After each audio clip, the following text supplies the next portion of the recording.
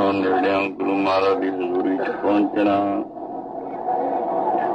ਇਸ ਵਾਸਤੇ ਹੀ ਹੈ। ਹਰੀ ਦਾ ਜਸ ਕਰੀਏ, ਜ਼ਬਾਨ ਨਾਲ ਕੰਨਾਂ ਨਾਲ ਸੁਣੀਏ ਔਰ ਗੁਰੂ ਬਾਬਾ ਜੀ ਦੀ ਸਿੱਖਿਆ ਸੁਣ ਕੇ ਲੋਕ ਪ੍ਰਲੋਕ ਦੋਨਾਂ ਨੂੰ ਸੁਹੇਲੇ ਬਣਾਈਏ। शब्द विच बोलिया करो, पहले दास बोलिया करो, फिर सारे भाई, तीसरे पासे सब बीबियां गज बज के बोलिया करो, पीछे तक जितने बैठे हो सारे ही बोलने की खेचल कराया करो।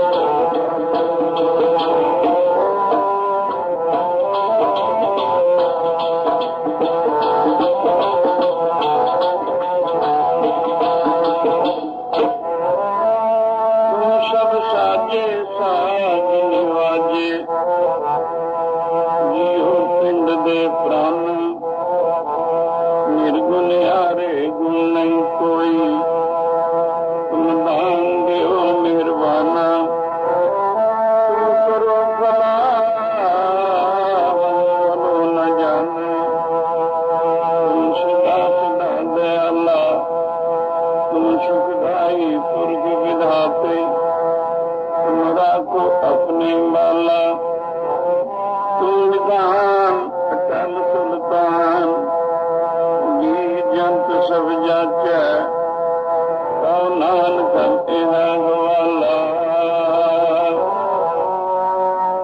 राख सुल्तन के पाछे उजल कर देव,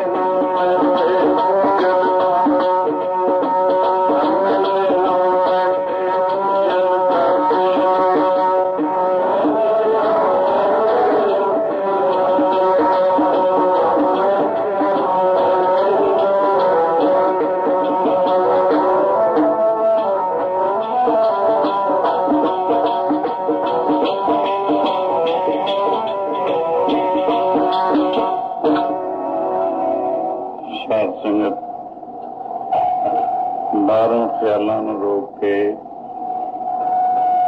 अंतर्मुख करो, शब्द नाल जोड़ो, विचार नाल जोड़ो।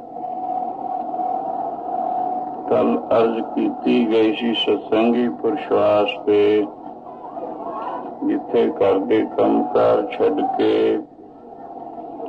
आउण दी इतनी खेचल कीती है, उत्थे पूरा पूरा लाभ उठाउण वास्ते इन गल्लां नूं मुख रखो। श्रद्धा, निर्माणता और चित्त की एकाग्रता। श्रद्धा गुरु बचना ते और निर्माणता चित्त विच किसी किस्म का माण ताण, राज मद, हुकूमत मद, जवानी मद, रूप मद, धन मद, विद्या मद पात इन्हां नूं मन विचों कढो, क्योंकि जिस बर्तन विच जहर पिया होवे, इच्छा होवे उहदे विच अमृत पाउण दी, तां जरूरी है उहदे विचों विहो कढी जाए। विहो दा सुभाव मारना, अमृत दा सुभाव अमर करना है। मन रूपी बर्तन है, इस दे विच कई किस्म का बमान, ये जहर रूप है। ਇਹਦੇ ਵਿੱਚ ਗੁਰੂ ਉਪਦੇਸ਼ रूपी अमृत ਨੂੰ निवास देना है, जिसने अमर करना है। ਤੇ ਲੋੜ ਹੈ ਇਸ ਨੂੰ ਮਨ ਵਿੱਚੋਂ ਕੱਢੀਏ। ਵਸਤੂ ਅੰਦਰ ਵਸਤ ਸਮਾਵੇ, ਦੂਜੀ ਹੋਵੇ ਭਾਸ। ਤੀਜੀ ਗੱਲ ਹੈ ਚਿੱਤ ਦੀ ਇਕਾਗਰਤਾ। अगर श्रद्धा गुरु बचनों ते और निर्माणता आ जावे, तो तीजा साधन, तीजा गुण जो चित्त की एकाग्रता है, ख्याल का टका है, वो सहजे हो जाया करता है। टका बिना मोटी मोटी गल बहालियां गल्लां जे कोई करदा होवे, अगर ख्याल टका च ना होवे, वो भी समझ नहीं आया करदी। जिन्नी जिन्नी बरीक गल होवे, उन्ना मन नूं बहुता टका विच ले जाना चाहिए। हाँ, हरी जस दा आनंद तां टका तो बिना प्राप्त ही नहीं हो सकता। गुरु बाबा जी की शिक्षा मन के टका बिना समझ ही नहीं आ सकती। तां ते इन्हां तिन्नां गल्लां नूं अमल विच लिया के ख्याल नूं बाहरों रोक के हालत तो रहत होके अपना समा सफला करो, आनंदमयी करो और शांतमयी करो।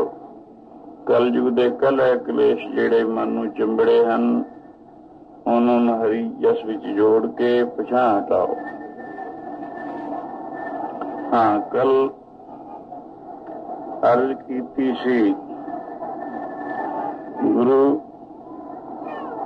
ਗੁਰਬਾਣੀ ਗੁਰੂ ਰੂਪ ਹੈ, ਜਿਹਦੇ ਵਿੱਚ ਗੁਰੂ ਜੀ ਦੇ ਆਪਣੇ ਜ਼ਾਤੀ ਐਕਸਪੀਰੀਅੰਸ, ਜ਼ਾਤੀ ਅਨੁਭਵ, ਜ਼ਾਤੀ ਰੂਹਾਨੀ ਤਜਰਬੇ ਸਾਰੇ ਦਰਜ ਹਨ। ਕਿਸੇ ਦੇ ਖਿਆਲਾਤ, ਕਿਸੇ ਦੇ ਅਨੁਭਵ, ਉਸ ਦਾ ਰੂਪ ਹੀ ਹੋਇਆ ਕਰਦੇ ਨੇ। ਇਸ ਕਰਕੇ ਗੁਰਬਾਣੀ ਗੁਰੂ ਰੂਪ ਹੈ। ਗੁਰੂ ਸਾਨੂੰ ਸਿੱਖਿਆ ਦਿੰਦਾ ਹੈ ਵੀ ਸ਼ਬਦ ਸਿੱਖੋ, ਜਿਸ ਨੂੰ ਸਿੱਖ ਕੇ ਅਮਰ ਪਦਵੀ ਹਾਸਲ ਕਰੋ। ਜਿਸ ਅਮਰ ਪਦਵੀ ਤੋਂ ਡੀਕ ਕੇ ਬਾਰ-ਬਾਰ ਜੰਮਣਾ ਮਰਨਾ, ਜੰਮਣਾ ਮਰਨਾ, ਜੰਮਣਾ ਮਰਨਾ, ਇਹ ਹੁੰਦਾ ਰਿਹਾ। ਅਨੇਕ ਦੁੱਖ ਤਕਲੀਫਾਂ ਅਨੇਕਾਂ ਨਿਸ਼ਚਿਤ ਜੋਨੀਆਂ ਵਿੱਚ ਪ੍ਰਾਪਤ ਕੀਤੀਆਂ ਤੇ ਹੁਣ ਮਾਨਕ ਤਨ ਵਿੱਚ ਵੀ ਕਰ ਰਿਹਾ ਹੈ। ਉਸ ਤੋਂ ਰਹਿਤ ਹੋ ਕੇ ਅਮਰ ਪਦਵੀ ਨੂੰ ਹਾਸਲ ਕਰੋ।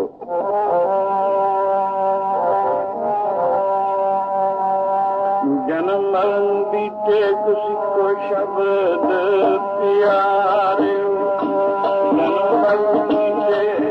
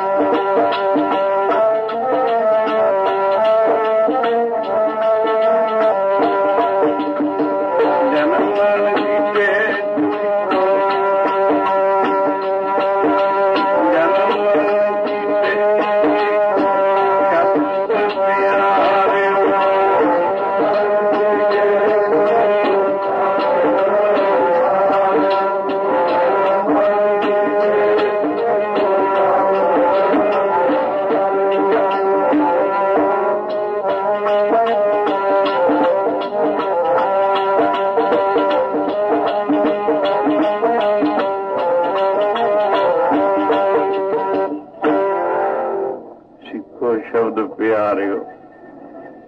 ਜਨਮ ਮਰਨ ਕੀ ਟੇਕ मुख उजल सदा सुखी नानक सिमरत एक। आवाज़ां विनाश नहीं ਹੁੰਦੀਆਂ। जो ਅਸੀਂ ਗੱਜ ਵੱਜ ਕੇ ਸਾਰੇ ਰਲ ਕੇ ਸ਼ਬਦ ਉਚਾਰਨ ਕਰਦੇ ਹਾਂ, ਇਹ ਵਿਨਾਸ਼ ਨਹੀਂ ਹੁੰਦਾ। ਅੱਜ ਦੀ ਸਾਇੰਸ, ਕਿਉਂਕਿ ਵਿਗਿਆਨਕ ਜ਼ਮਾਨਾ ਹੈ, ਅੱਜ ਦੀ ਸਾਇੰਸ ਨੇ ਵੀ ਸਿੱਧ ਕੀਤਾ ਆਵਾਜ਼ਾਂ ਵਿਨਾਸ਼ ਨਹੀਂ ਹੁੰਦੀਆਂ।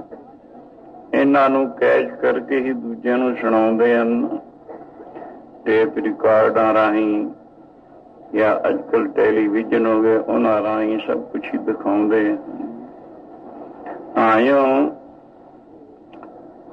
ਇਸ ਕਰਕੇ ਇਹ ਆਕਾਸ਼ ਵਿੱਚ ਗੂੰਜਦੀਆਂ ਰਹਿੰਦੀਆਂ ਹਨ। ਜਿਵੇਂ ਜੀ ਆਵਾਜ਼ਾਂ ਹੋਣਗੀਆਂ ਵੈਸਾ ਵਾਤਾਵਰਨ ਪੈਦਾ ਕਰਦੀਆਂ ਹਨ। ਸ਼ੁੱਧ ਆਵਾਜ਼ਾਂ, ਸ਼ਾਂਤਮਈ ਆਵਾਜ਼ਾਂ, ਹਰੀ ਜਸ ਦੀਆਂ ਆਵਾਜ਼ਾਂ, ਇਹ ਸ਼ੁੱਧ ਸ਼ਾਂਤਮਈ ਵਾਤਾਵਰਨ ਪੈਦਾ ਕਰਦੀਆਂ। ਗੱਜ ਵੱਜ ਕੇ ਬੋਲੋ, ਸਾਰੇ ਲੁਧਿਆਣੇ ਦਾ ਵਾਤਾਵਰਨ ਸ਼ੁੱਧ ਹੋ ਜਾਏਗਾ। ਇਉਂ ਕਰਕੇ ਇਹਦਾ ਫਾਇਦਾ ਹੈ। ਜਿਹੜੀਆਂ ਬੁਰੀਆਂ ਆਵਾਜ਼ਾਂ ਹਨ ਉਹ ਬੁਰਾ ਵਾਤਾਵਰਨ ਪੈਦਾ ਕਰਦੀਆਂ, ਅਸ਼ੁੱਧ ਤੇ ਮੈਲਾ ਵਾਤਾਵਰਨ ਪੈਦਾ ਕਰਿਆ ਕਰਦੀਆਂ। ਤਾਂ ਤੇ ਆਓ ਗੱਜ ਵੱਜ ਕੇ ਸ਼ਬਦ ਵਿੱਚ ਬੋਲੋ, ਤਾਂ ਕਿ अपना भी फायदा होवे, मन एकाग्र होवे और आलस जो बड़ा भारा विघन वो भी दूर हो जावे और वातावरण भी सारे शहर का शुद्ध हो जाए। हाँ, ध्यान दियो। गुरबाणी गाउन की ताकीद की, गुरु जी पास अर्ज की सिखा ने, इसका की लाभ? गुरु जी कहणगे इसका बेअंत फायदा। पढ़न सुन मात्र का बेअंत फायदा। जेकर इसनों मनन किया जाए, निध्यासन किया जाए, फिर तो कहना ही की। स्वयं करके करोड़ों यज्ञां का फल बाणी पढ़न सुनने वालों को मिलता है। साहब हरगोबिंद महाराज 6वें पातशाह जी का अज रूहानी दरबार सजा। बेअंत संगत हजूरी विच बैठी हुई नेतना करके गुरु के दीदार यूं करते हैं जिमें करोड़ा चकोर चंद्रमा वल एक टक लगा के वेखते हैं। गर्दन भावें मुड़क जे दीदार करन नहीं हटते। कन्नां नाल गुरु की बाणी सुनते हैं, जुबान करके बाणी का उच्चारण करते हैं। निरंतर सिमरन करने वाले प्रेमी भी बहुत विच बैठे हैं। निरंतर सिमरन की बात कल बहुत सारी अर्ज की जा चुकी सी। जेड़े प्रेमी हाजिर सन उन्हें सुनिया। स्वयं मानो बैकुंठ वर्गा ही आनंद प्राप्त कर रहे हैं। इत्थे कहत कबीर कहिए काहे, साध संगत बैकुंठे आहे। हाँ, बैकुंठ वर्गा आनंद सत्संग विच, हाँ बैकुंठ जहाँ कीर्तन तेरा उत्थे प्राप्त हुंदा है। जदों औध पूरी हुंदी है उस समय नूं गुजारन वालियां दी इस शरीर नूं छड्ड के इधर उधर निषिद्ध जोनियां विच नहीं जांदा, तो सचखंड बैकुंठ धाम नूं जांदा है। जिसदी बाबत साहिब गुरु पंचम पातशाह जी दा ऐसा फरमान है। दरगे मिलदा तो गुरां दे नाल रुपया, गुरां दे नाल रुपया। दरगे मिलदा गुरां नाल रुपया, गुरां नाल रुपया।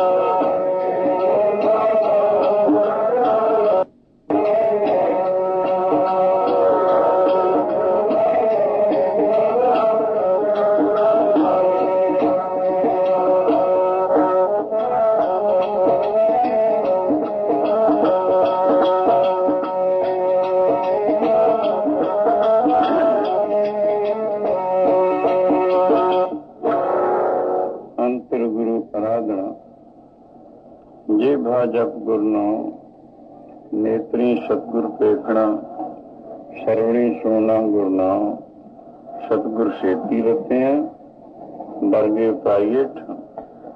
ਗੁਰੂ ਅਰਜਨ ਦੇਵ ਮਹਾਰਾਜ ਉਹਨਾਂ ਦੀ ਗਤੀ, ਕਿਉਂਕਿ ਮਰਨ ਤੋਂ ਬਾਅਦ ਵੀ ਕੋਈ ਜੀਵਨ ਹੈ।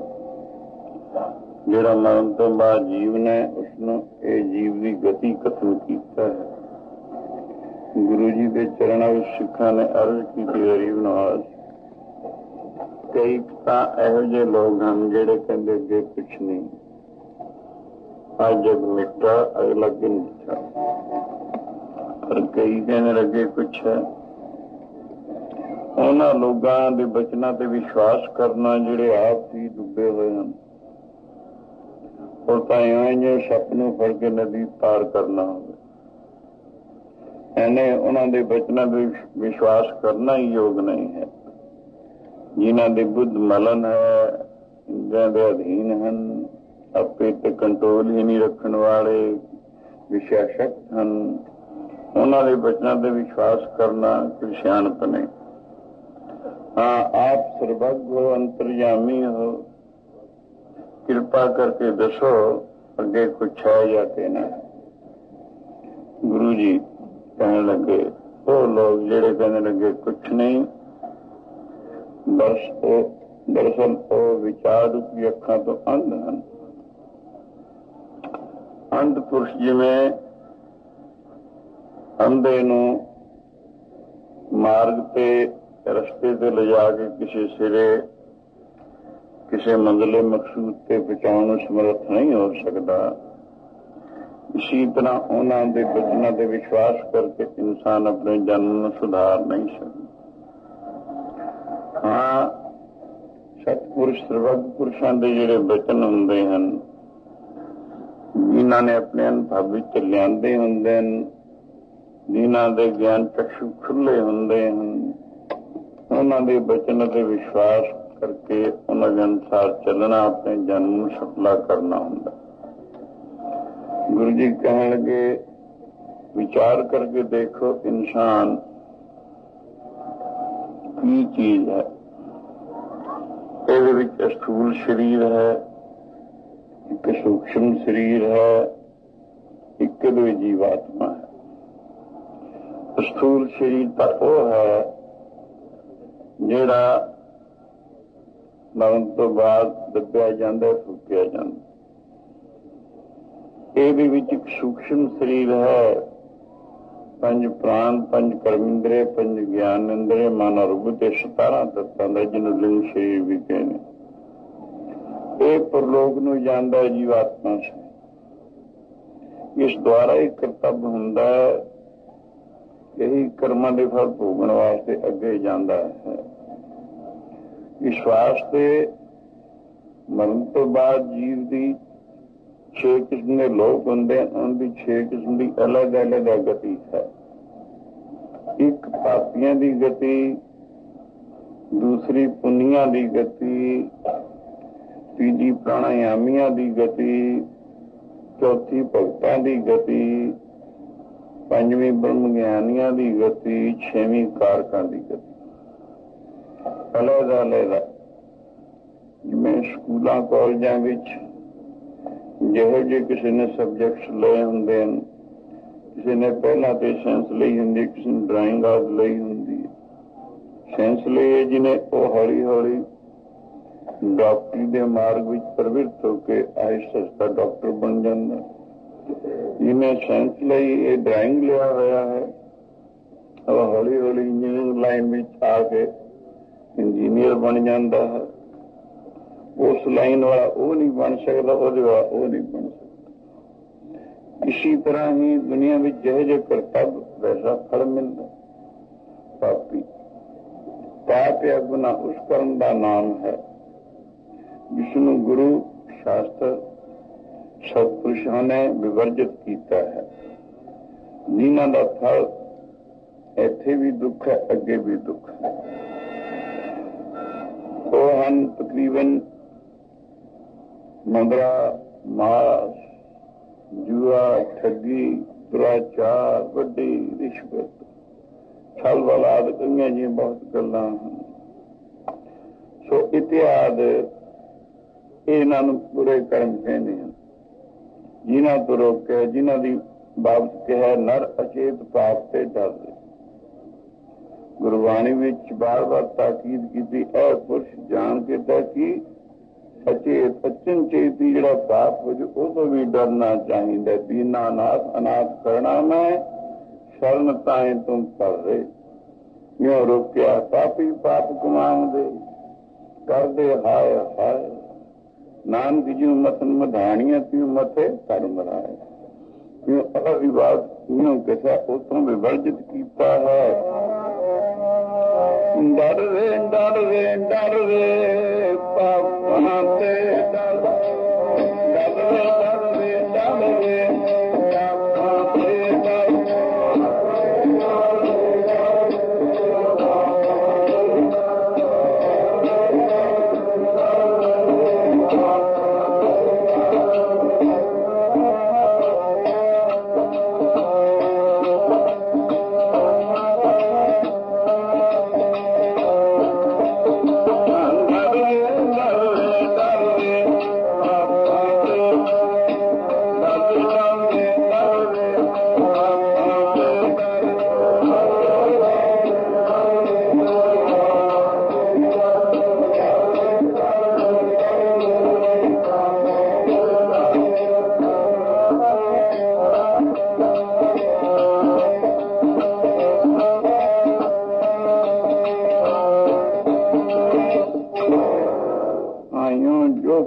ਆਪਣੀ ਜ਼ਿੰਦਗੀ ਨੂੰ ਜਿਤਨੀ ਜਨਮ ਤੋਂ ਮਰਨ ਤੱਕ ਸਮਾਂ ਹੈ,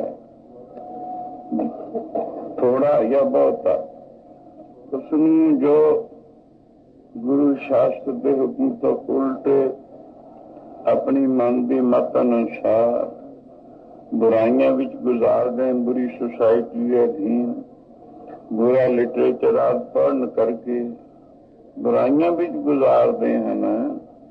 ਉਹਨਾਂ ਦੇ ਵਾਸਤੇ ਵਕਤ ਅਖੀਰ ਜਮਰਾਜਾ ਦੇ ਦੂਤ ਲੈਣ ਆਉਂਦੇ ਹਨ। ਧਰਮ ਰਾਜਾ ਦੇ ਦੂਤ, ਜਿਹਨਾਂ ਨੂੰ ਜਮਦੂਤ ਕਿਹਾ ਜਾਂਦਾ ਹੈ। ਹਾਂ, ਬਾਣੀ ਵਿੱਚ ਆਉਂਦਾ ਹੈ। ਬਾਬਾ ਫਰੀਦ ਜੀ ਕਹਿੰਦੇ ਹਨ, ਇਸਲਾਮ ਵਾਲੇ ਵੀ ਉਹ ਕਹਿੰਦੇ ਹਨ ਨਾ, ਫਰੀਦਾ ਜਿਤ ਦਿਹਾੜੇ ਧਨਵਰੀ ਸ਼ਾਹੇ ਲੈ ਲਖਾ। ਮਲਕ ਜੋ ਕੰਨੀ ਸੁਣੀਦਾ ਮੂੰਹ ਦਿਖਾ ਲੈ ਆ। ਜਿੰਦ ਨ ਮਾਣੀ ਕੱਢੀਏ ਹੱਡਾਂ ਕੂਕੜ ਕਾ। ਸ਼ਾਹ ਲਿਖੇ ਨ ਚੱਲਣੇ ਜਿੰਦੂ ਕੋ ਸਮੀਠਾ। ਇਤਿਹਾਸ ਬਾਬਾ ਫਰੀਦ ਜੀ ਕਹਿੰਦੇ ਜਦੋਂ ਅਨਜਲ ਮੁੱਕ ਗਿਆ, ਪੁਰਾਣ ਮੁੱਕ ਗਏ, ਉਹ ਜਗ੍ਹਾ ਆ ਗਈ, ਉਹ ਬੰਤ ਬਣ ਗਈ। ਚਾਰ ਗੱਲਾਂ ਨਿਮਿਤ ਹੁੰਦੀਆਂ ਇਸ ਦੀ ਮ੍ਰਿਤੂ ਦਾ। ਇਹ ਜਦੋਂ ਪੂਰੀਆਂ ਹੋ ਜਾਂਦੀਆਂ ਨੇ ਉਸ ਮੌਕੇ ਜਿਹਨੂੰ ਜਮਰਾਜਾ ਦਾ ਦੂਤ ਕਹਿੰਦੀਆਂ ਹਨ, ਉਧਰ ਮੌਤ ਦਾ ਫਰਿਸ਼ਤਾ ਕਹਿੰਦੇ ਹਨ, ਜਿਨ੍ਹਾਂ ਦੀ ਬੜੀਆਂ ਡਰਾਉਣੀਆਂ ਭਿਆਨਕ ਸ਼ਕਲਾਂ ਹੁੰਦੀਆਂ ਹਨ, ਉਹ ਲੈਣ ਵਾਸਤੇ ਆ ਜਾਂਦੇ ਹਨ। ਸਰੀਰ ਵਿੱਚੋਂ ਮਾਰ ਕੁੱਟ ਕੇ ਬੜੀਆਂ ਤਕਲੀਫਾਂ ਦੇ ਕੇ ਅਸੂਲ ਸਰੀਰ ਚੋਂ ਸੂਖਸ਼ਮ ਸਰੀਰ ਨੂੰ ਕੱਢਦੇ ਹਨ, ਜਿਹਨੂੰ ਜਿੰਦ ਕਿਹਾ। ਜਿੰਦਨ ਮਾਣੀ ਕੱਢੀ ਹੱਡਾਂ ਤੋਂ ਕੜਕਾ। ਸੋ ਮਾਰਦੇ ਕੁੱਟਦੇ ਰਸਤੇ ਦੇ ਵਿੱਚ ਲੈ ਜਾਂਦੇ ਨੇ। ਬੜਾ ਲੰਮਾ ਮਾਰਗ ਹੈ, ਜਿਹਦੀ ਬਾਬਤ ਗੁਰਬਾਣੀ ਵਿੱਚ ਪੜ੍ਹੋ। ਜੈ ਮਾਰ ਕੇ ਗਨੇ ਜਾਹੇ ਨਾ ਕੋਸ਼ਾ, ਹਰ ਕਾ ਨਾਮ ਹੈ ਸੰਤੋਸ਼ਾ। ਜੈ ਪੈਂਡੇ ਮਾਂ ਅੰਧ ਗਵਾਰਾ, ਹਰ ਕਾ ਨਾਮ ਸੰਗ ਉਜਿਆਰਾ। ਜਾਂ ਪੰਥ ਤੇਰਾ ਕੋ ਨਾ ਸਿਆਨੂ, ਹਰ ਕਾ ਨਾਮ ਪਹਿਨਾਮ ਪਛਾਨੂ। ਜੈ ਮਹਾ ਭਿਆਨ ਤਪਤ ਬਹੁ ਖਾਨ, ਜੈ ਹਰ ਕੇ ਨਾਮ ਕੀ ਤੰਤੂ ਉਪਰ ਛਾਂ। ਜਾਂ ਤਿਰਖਾ ਮਨ ਤੁਝਾ ਕਰਖੈ, ਤੈ ਨਾਨਕ ਹਰ ਹਰ ਅੰਮ੍ਰਿਤ ਵਰਖੈ। ਇੱਥੇ ਪਰਮੇਸ਼ਰ ਦਾ ਨਾਮ ਜਿਹਦਾ ਜਪਿਆ ਹੁੰਦਾ ਉਹਦੀ ਮਦਦ ਕਰ ਰਿਹਾ। ਵੈਸੇ ਭਜਨ ਕਰਨ ਵਾਲੇ ਇਸ ਰਸਤੇ ਜਾਂਦੇ ਹੀ ਨਹੀਂ ਹਨ, ਹੋਰ ਕੀ ਕਹਿਣਾ ਹੈ। ਹਾਂ, ਦੂਰ ਰਹੀਓ ਜਨਤੇ ਵਾਟ, ਉਹਨਾਂ ਦਾ ਰਸਤਾ ਹੋਰ ਹੈ। ਸੋ ਇਉਂ ਕਰਕੇ ਖੈਰ ਬੜਾ ਲੰਮਾ ਰਸਤਾ ਮਾਰਦੇ ਕੁੱਟਦੇ ਲੈ ਜਾਂਦੇ ਨੇ। ਮੈਂ ਮੁੱਖ ਤੌਰ ਤੇ ਅਰਜ਼ ਕਰਦਾ, ਮਾਰਦੇ ਕੁੱਟਦੇ ਲੈ ਜਾਂਦੇ ਧਰਮ ਰਾਜਾ।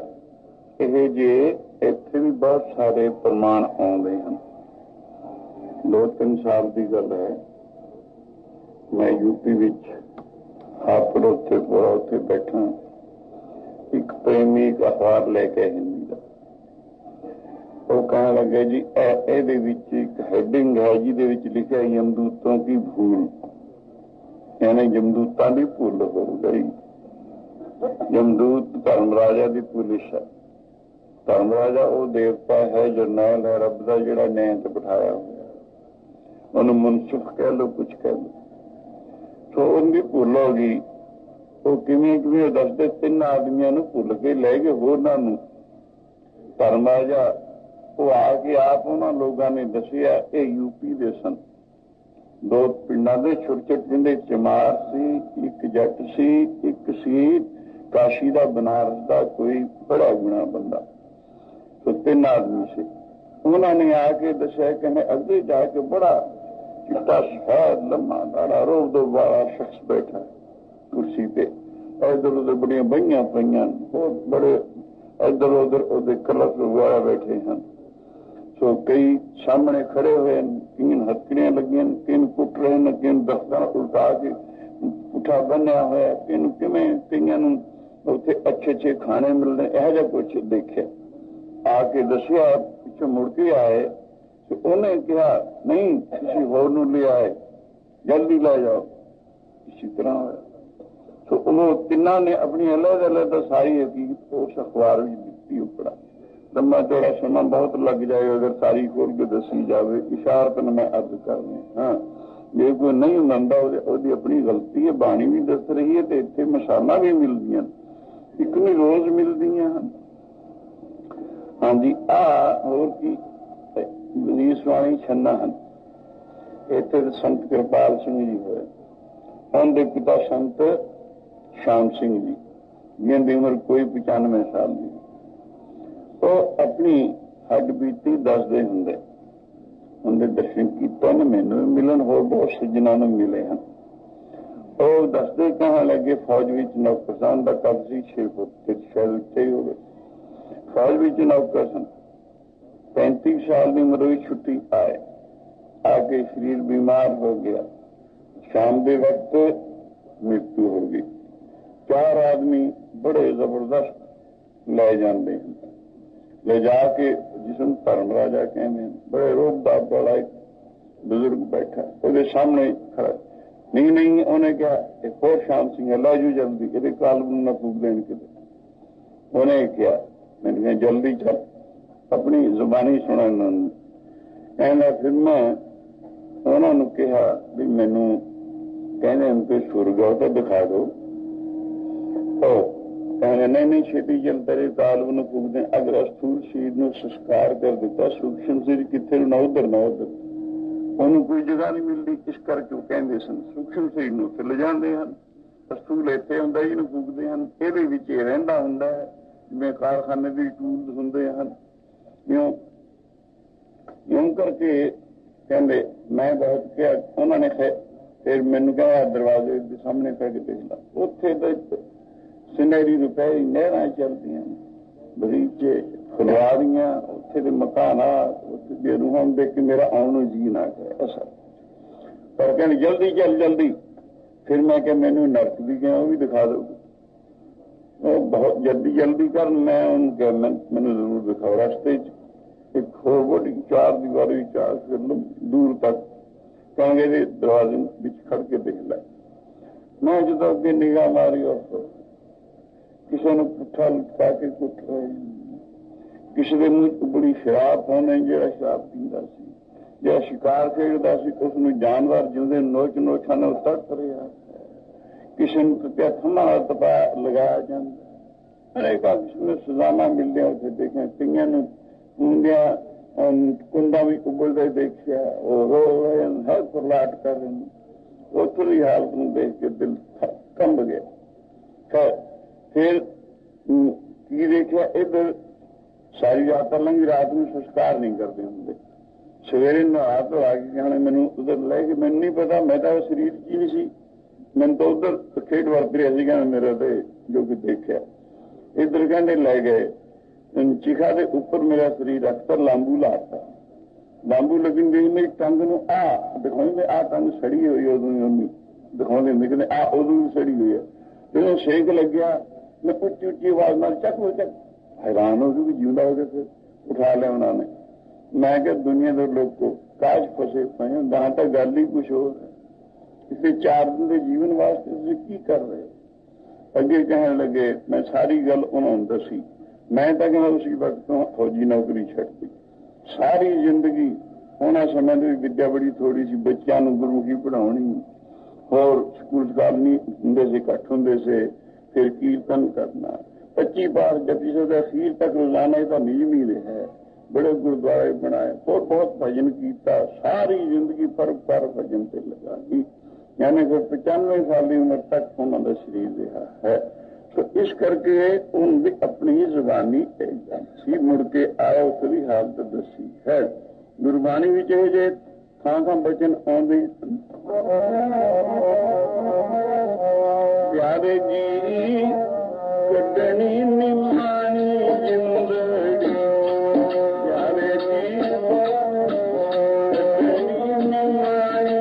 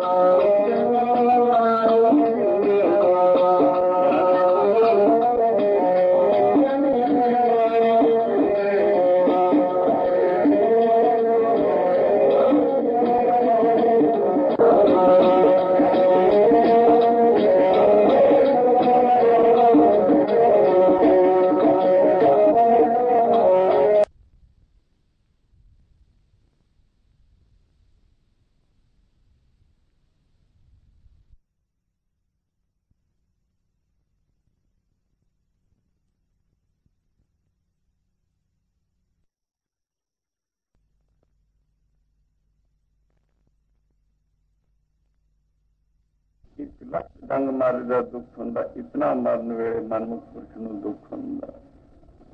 ਕਿਤੇ ਉਹਨੂੰ ਦੱਸਿਆ ਜਿਵੇਂ 400 ਤਲਵਾਰ ਦਾ ਫੱਟ ਇੱਕੋ ਥਾਂ ਲੱਗੇ ਦਾ ਦੁੱਖ ਹੋਵੇ, ਉਹਨਾਂ ਮਰਨ ਵੇਲੇ ਦੁੱਖ। ਇੱਕ ਥਾਂ ਉਹ ਵੀ ਦੱਸਿਆ ਜਿਵੇਂ ਵੱਡੇ ਵੱਡਿਆਂ ਸੁਗਰਾਂ ਦੀ ਛਟੀ ਲੈ ਕੇ ਨਾੜੀ ਨਾੜੀ ਵਿੱਚ ਖਿੱਚੀ ਜਾਵੇ, ਉਹਦਾ ਦੁੱਖ ਮਰਨ ਵੇਲੇ ਉਹ ਦੁੱਖ।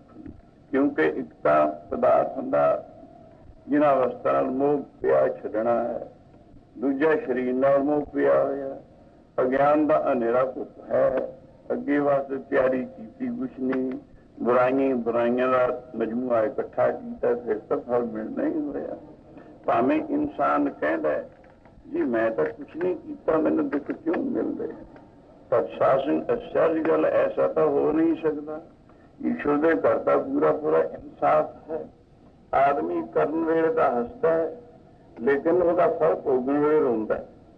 जिवें किसी का गल वड्डण वेले तो हसदा है, जो आप फड़िया जाता फाहे चढ़ के रोंदा है।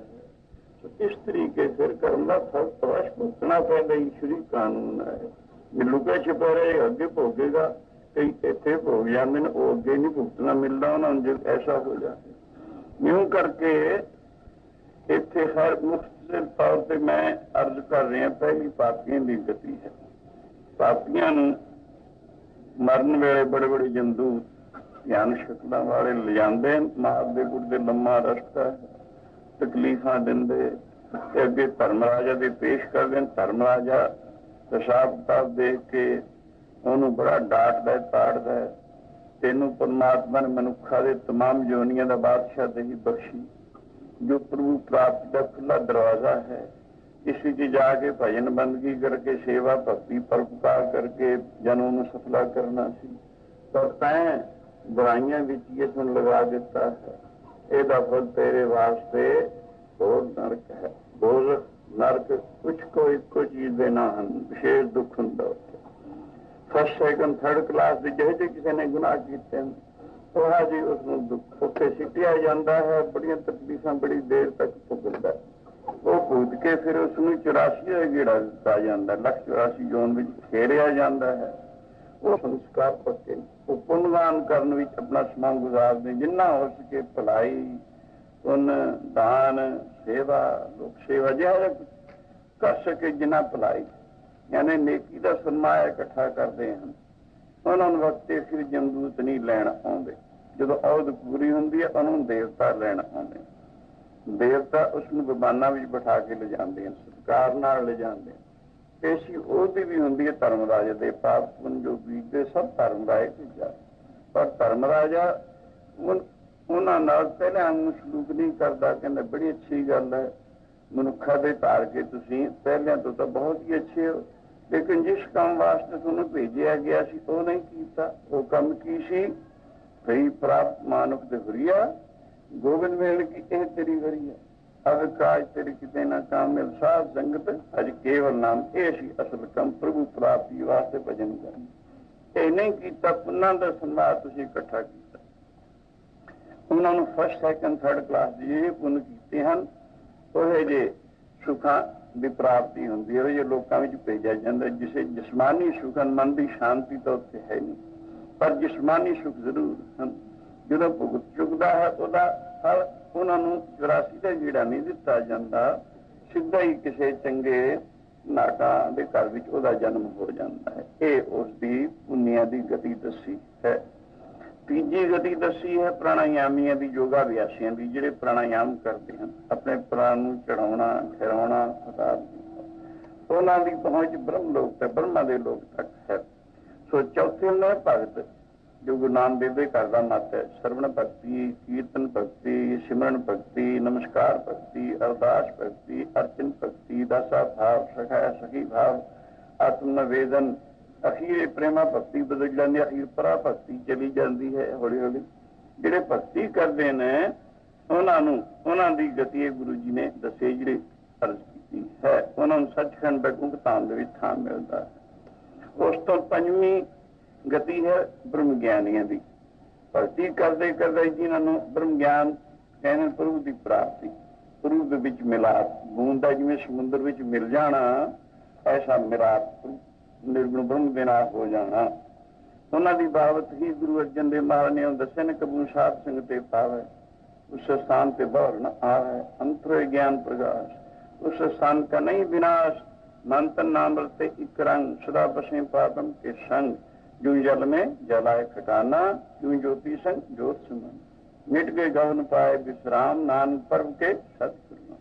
ਜਿਵੇਂ ਘੜਾ ਟੁੱਟਣ ਤੇ ਘਟ ਆਕਾਸ਼ ਮਹਾਕਾਸ਼ ਵਿੱਚ ਮਿਲ ਜਾਂਦਾ ਹੈ, ਇਸੇ ਤਰ੍ਹਾਂ ਸਾਰੇ ਪਰਿਪੂਰਨ ਪਰਮਾਤਮਾ ਜੋ ਨਿਰਗੁਣ ਸਾਰੇ ਪਰਿਪੂਰਨ ਹੈ, ਸਰੀਰ ਰੂਪੀ ਘੜਾ ਟੁੱਟੇ ਤੇ ਉਹ ਕਿਸੇ ਲੋਕ ਨੂੰ ਨਹੀਂ ਜਾਂਦਾ, ਉਹਦਾ ਜਿਹੜਾ ਸਰੀਰ ਦੇ ਵਿੱਚ ਜੀਵ ਆਤਮਾ ਪਰਮਾਤਮਾ ਦੇ ਵਿੱਚ ਮਿਲ ਜਾਂਦਾ ਹੈ। ਹੱਦ ਦੇ ਅੰਦਰ ਸਰੀਰ ਦੇ ਹੱਦ ਅੰਦਰ ਆਈ ਜਿਹੜੀ ਉਹਦੀ ਜੋਤ ਆ ਉਹਨੂੰ ਜੀਵ ਆਤਮਾ ਕਹਿੰਦੇ, ਸਾਰੇ ਪਰਿਪੂਰਨ ਪਰਮ ਆਤਮਾ ਪਰਮ ਵੱਡੇ ਦਾ। ਜਿਵੇਂ ਐਂ ਕਰੋ ਸਮੁੰਦਰ ਵਿੱਚ ਘੜਾ ਪਿਆ, ਉਹਦੇ ਅੰਦਰ ਵੀ ਪਾਣੀ ਬਾਹਰ ਵੀ ਪਾਣੀ ਹੈ, ਘੜੇ ਦੇ ਖੱਪਰ ਨੇ ਅੰਦਰਲੇ ਬਾਹਰਲੇ ਪਾਣੀ ਨੂੰ ਜ਼ਰਾ ਅਲੱਗਾ ਜਿਹਾ ਕਰ ਦਿਖਾਇਆ ਹੋਇਆ, ਹਾਲਾਂਕਿ ਅਲੱਗਾ ਨਹੀਂ। ਜਦੋਂ ਖੱਪਰ ਟੁੱਟ ਜਾਂਦਾ ਹੈ ਉਹਦੀ ਜਿਹੜੀ ਅਲੱਗੀ ਜੀ ਪ੍ਰਤੀਤ ਹੁੰਦੀ ਸੀ ਉਹ ਵੀ ਦੂਰ ਹੋ ਜਾਂਦੀ ਹੈ। ਐਵੇਂ ਸਮਝ ਲਓ ਇਹ ਬ੍ਰਹਮ ਗਿਆਨ ਦੀ ਗਤੀ ਹੈ। ਇੱਕ 6ਵੀਂ ਗਤੀ ਹੈ ਕਾਰਕਾਂ ਦੀ। ਇਹ ਉਹ ਰੂਹਾਂ ਹੁੰਦੀਆਂ ਜਿਹੜੀਆਂ ਨੂੰ ਕੁਛ ਕਰਨਾ ਕਰਨਾ ਬਾਕੀ ਨਹੀਂ, ਜਿਨ੍ਹਾਂ ਦਾ ਆਤਮਿਕ ਸਫ਼ਰ ਖਤਮ ਹੋ ਚੁੱਕਿਆ ਹੁੰਦਾ ਹੈ। ਉਹਨਾਂ ਰੂਹਾਂ ਨੂੰ ਦੁਨੀਆ ਦੇ ਫਾਇਦੇ ਵਾਸਤੇ ਭੇਜਿਆ ਜਾਂਦਾ ਹੈ, ਉਹਨਾਂ ਨੂੰ ਕਾਰਕ ਕਿਹਾ ਜਾਂਦਾ ਹੈ। ਉਹਨਾਂ ਦੀ ਬਾਬਤੀ ਕਿ ਜਨ ਮਨ ਦੋਹ ਮੈਂ ਨਾਹੀਂ ਜਨ ਪਰਉਪਕਾਰੀ ਆਏ, ਜੇ ਦਾਨ ਦੇ ਭਗਤੀ ਲੈਣ ਹੱਥੋਂ ਲੈਣ ਲਾਏ। ਆਪਣੇ ਵਾਸਤੇ ਉਹਨਾਂ ਨੂੰ ਆਉਣਾ ਨਹੀਂ ਪੈਂਦਾ ਹੈ। ਮਿਸਾਲ ਜਿਵੇਂ ਇੱਕ ਜੇਲ੍ਹਖਾਨਾ, ਉਹ ਜੇਲ੍ਹਖਾਨੇ ਦੀ ਚਾਰ ਦੀਵਾਰ ਦੇ ਅੰਦਰ ਜਿਤਨੇ ਕੈਦੀਆਂ ਮੁਜਰਮ ਹਨ, ਕਿਸੇ ਨੂੰ ਥੋੜੀ ਕਿਸੇ ਨੂੰ ਬਹੁਤੀ ਆਪਣੇ ਆਪਣੇ ਜੁਰਮ ਦਾ ਫਲ ਉਹਨੂੰ ਕੈਦ ਹੈ। ਉਸੀ ਜੇਲ੍ਹਖਾਨੇ ਦੀ ਚਾਰ ਦੀਵਾਰ ਦੇ ਅੰਦਰ ਡਾਕਟਰ ਵੀ ਜਾਂਦਾ ਹੈ ਔਰ ਦਰੋਗਾ ਵੀ ਜਾਂਦਾ ਹੈ। ਦਰੋਗਾ ਦੇਖਭਾਲ ਵਾਸਤੇ ਜਾਂਦਾ ਹੈ, ਡਾਕਟਰ ਨੂੰ ਦਵਾਈ ਬੂਟੀ ਦੇਣ ਵਾਸਤੇ ਜਾਂਦਾ। ਉਹ ਮੁਜਰਮ ਨਹੀਂ ਹਨ। ਇਸੀ ਤਰ੍ਹਾਂ ਸੰਸਾਰ ਰੂਪੀ ਚਾਰ ਦੀਵਾਰੀ ਜਿਹੜੇ ਦੁਨੀਆ ਦੇ ਲੋਕ ਜਿਤਨੇ ਆਪਣੇ ਕਰਮਾਂ ਦਾ ਫਲ ਭੋਗਣ ਵਾਸਤੇ ਉਹਨਾਂ ਮੁਜਰਮ ਹਨ, ਉਹ ਰੂਹਾਂ ਜਿਹਨਾਂ ਨੂੰ ਕਾਰਕ ਕਿਹਾ ਜਾਂਦਾ ਹੈ। ਉਹਨਾਂ ਦਾ ਆਤਮਿਕ ਸਫ਼ਰ ਖਤਮ ਹੈ, ਆਪਣੇ ਵਾਸਤੇ ਕਰਨਾ ਧਰਨਾ ਨੂੰ ਕੁਛ ਬਾਕੀ ਨਹੀਂ ਹੁੰਦਾ ਹੈ। ਉਹ ਸਿਰ ਟੁੱਟੀਆਂ ਰੂਹਾਂ ਨੂੰ ਜੋੜਨ ਵਾਸਤੇ ਜਿਹੜੀ ਪਰਮੇਸ਼ਰ ਨਾਲ ਟੁੱਟੇ ਹੋਏ ਨੇ ਉਹਨਾਂ ਨੂੰ ਸ਼ਬਦ ਰੂਪੀ ਟਾਂਕੇ ਦੇ ਨਾਲ, ਜਿਵੇਂ ਇੱਕ ਛੋਟੇ ਲੋਹੇ ਦੇ ਟੁਕੜੇ ਨੂੰ ਵੱਡੇ ਦੇ ਨਾਲ ਟਾਂਕਾ ਲਗਾ ਕੇ ਜੋੜ ਦਿੱਤਾ ਜਾਵੇ, ਕਾਰੀਗਰ ਨੂੰ ਜੋੜ ਦਿੰਦਾ ਹੈ, ਇਉਂ ਉਸਦੇ ਆਸੇ ਜੀਵਾਂ ਨੂੰ ਪਰਮਾਤਮਾ ਨੂੰ ਜੋੜਨ ਵਾਸਤੇ ਉਹਨਾਂ ਦਾ ਆਉਣਾ ਹੁੰਦਾ ਹੈ ਕਿ ਉਹਨਾਂ ਨੂੰ ਕਾਰਕ ਕਿਹਾ ਜਾਂਦਾ ਹੈ। ਆਪਣੇ ਵਾਸਤੇ ਉਹਨਾਂ ਦਾ ਆਉਣਾ ਨਹੀਂ ਹੁੰਦਾ ਹੈ। ਉਹ ਇੱਕ ਕਲਪ ਤੱਕ ਉਹਨਾਂ ਦਾ ਐਸਾ ਹੀ ਰਹਿੰਦਾ, ਇੱਕ ਸਰੀਰ ਛੱਡਿਆ ਦੂਜਾ ਤਾਰ ਲਿਆ ਦੁਨੀਆ ਦੇ ਫਾਇਦੇ ਵਾਸਤੇ। ਹੁਣ ਇਹ 6 ਕਿਸਮ ਦੀ ਗਤੀ ਹੈ। ਇਹਨਾਂ ਦੁਆਰਾ ਹੁਣ ਆਪਣੀ ਆਪ ਹੀ ਕਹਿਣ ਸੁਣਨ ਦੀ ਗੱਲ ਨਹੀਂ, ਅੰਦਰ ਝਾਤੀ ਮਾਰ ਲੈਣੀ ਚਾਹੀਦੀ ਹੈ ਵੀ ਅਸੀਂ ਕਿਸ ਅਵਸਥਾ ਦੇ ਮਾਲਕ ਹਾਂ। ਜੇ ਨਹੀਂ ਤਾਂ ਕਮ ਸੇ ਕਮ ਪਹਿਲੀ ਅਵਸਥਾ ਤੋਂ ਹਰ ਇੱਕ ਨੂੰ ਬਚਣਾ ਹੀ ਚਾਹੀਦਾ ਹੈ। ਇੱਥੇ ਗੁਰੂ ਜੀ ਗੁਰੂ ਅਰਜਨ ਦੇਵ ਮਹਾਰਾਜ ਭਗਤਾਂ ਦੀ ਗਤੀ ਦੱਸਦੇ ਹਨ। ਅੰਤਰ ਗੁਰੂ ਆਰਾਧਨਾ, ਜਿਵਾ ਜਪ ਗੁਰਨਾਮ, ਨੇਤਰੀ ਸਤਿਗੁਰ ਪੇਖਣਾ, ਸਰਬੀ ਸੁਣਨਾ ਗੁਰਨਾਮ, ਸਤਿਗੁਰ ਸੇਤੀ ਰਤਿਆਂ ਦਰਗੇ ਪਾਈਏ ਦਰਗੇ ਮਿਲਦਾ ਥਾਂ ਗੁਰਾਂ ਦੇ ਨਾਲ ਰਸਤਿਆਂ, ਗੁਰਾਂ ਦੇ ਨਾਲ ਰਸਤਿਆਂ, ਦਰਗੇ ਮਿਲਦਾ ਨਾਲ ਰਸਤਿਆਂ, ਗੁਰਾਂ ਨਾਲ ਰਸਤਿਆਂ।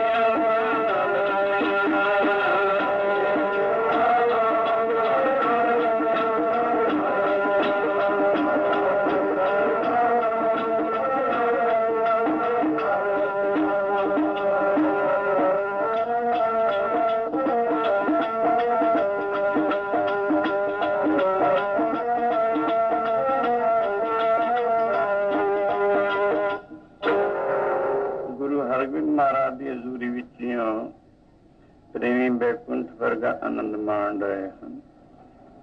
ਹਜ਼ੂਰ ਨੇ ਉੱਚੀ ਆਵਾਜ਼ ਨਾਲ ਬਚਨ ਕੀਤਾ, ਕੋਈ ਪ੍ਰੇਮੀ ਸ੍ਰੀ ਜਪਜੀ ਸਾਹਿਬ ਦਾ ਪਾਠ ਸੁਣਾਓ, ਜੋ ਚਾਹੇਗਾ ਗੁਰੂ ਨਾਨਕ ਦੇ ਘਰੋਂ ਮਿਲ ਜਾਏਗਾ। ਇੱਕ ਮਨ ਹੋ ਕੇ ਸ਼ੁੱਧ ਪਾਠ ਸੁਣਾਓ। ਸਾਰੀ ਸੰਗਤ ਵਿੱਚੋਂ ਇੱਕ ਸਿੱਖ ਉੱਠਦਾ ਹੈ, ਉੱਠ ਕੇ ਅਰਜ਼ ਕਰਦਾ, ਗਰੀਬ ਨਾਥ ਹੁਕਮ ਹੋਵੇ ਇਹ ਦਾਸ ਇਹ ਸੇਵਾ ਕਰੇ। ਕਹਿਣ ਲੱਗੇ, ਹਾਂ, ਇੱਕ ਮਨ ਹੋ ਕੇ ਪਾਠ ਸੁਣਾਓ। ਚੌਂਕੀ ਵਿਛਾਤੀ ਗੁਰਬਾਣੀ ਦਾ ਅਦਬ ਮੱਦੇ ਨਜ਼ਰ ਰੱਖਦਿਆਂ ਗੁਰੂ ਜੀ ਨੇ ਵਿਛਾਈ, ਉਹਦੇ ਉੱਪਰ ਕਰਵਾਤੀ। ਔਰ ਸਿੱਖ ਪੰਜ ਇਸ਼ਨਾਨਾ ਕਰਕੇ ਆ ਕੇ ਬੈਠ ਗਿਆ। ਮਨ ਚਿੱਤ ਲਗਾ ਕੇ ਖਿਆਲ ਨੂੰ ਰੋਕ ਕੇ ਪਾਠ ਕਰਨਾ ਸ਼ੁਰੂ ਕੀਤਾ। ਸ਼ਾਸਨ ਪਾਠ ਵਿੱਚ ਭੇਦ ਹੈ। ਇੱਕ ਤਾਂ ਪਾਠ ਹੈ, ਮਨ ਚਾਚ ਫਿਰ ਨੱਠਿਆ ਫਿਰਦਾ ਹੈ, ਬੁੱਲ ਹਿਲਦੇ, ਜ਼ੁਬਾਨ ਹਿਲਦੀ ਹੈ, ਸਭ ਕੁਛ ਹੁੰਦਾ, ਪਰ ਮਨ ਚਾਚ ਫਿਰੇ ਚੱਕਰ ਕੱਟ ਰਿਹਾ ਦੁਨੀਆ ਤੇ। ਸੋ ਇੱਕ ਪਾਠ ਹੈ, ਮਨ ਬਾਣੀ ਦਾ ਰੂਪ ਹੋ ਕੇ ਕਰਦਾ ਹੈ।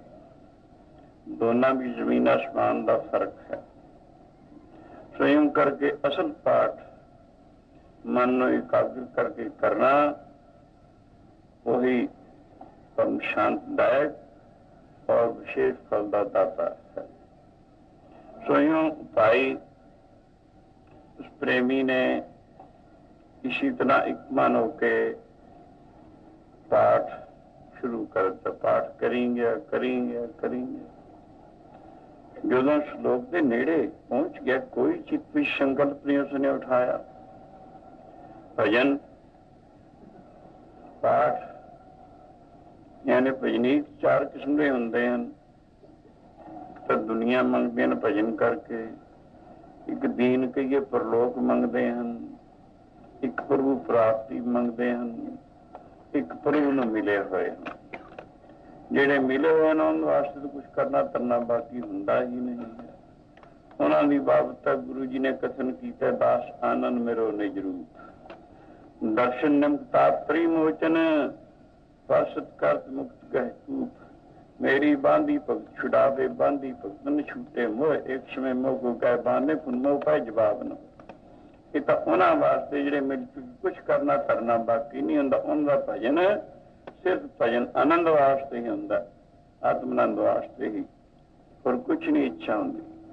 ਉਸ ਤੋਂ ਉਰਲੇ ਦਰਜੇ ਦੇ ਜਿਹੜੇ ਹਨ ਹੋਰ ਕੁਛ ਨਹੀਂ ਮੰਗਦੇ, ਪ੍ਰਭੂ ਮਿਲਾਪ ਚਾਹੁੰਦੇ ਹਨ। ਕਿਉਂ ਨਾ ਉਹਨੇ ਸੁਰਗ ਰਾਜ ਆਦਿ ਜੋ ਹੈ ਇਹ ਨਾਸ਼ਵੰਤ ਪਦਵੀਆਂ ਹਨ। ਕਿਆ ਨਰਕ ਕਿਆ ਸੁਰਗ ਵਿਚਾਰਾ, ਸੰਤਨ ਦੋ ਰਾਧੇ हम काम की का न करते अपने गुर प्रसादे, नरक सुर्ग पे मैं रहो सतगुर के प्रसाद, चंद कमल की मौज में रहो अंतर आर।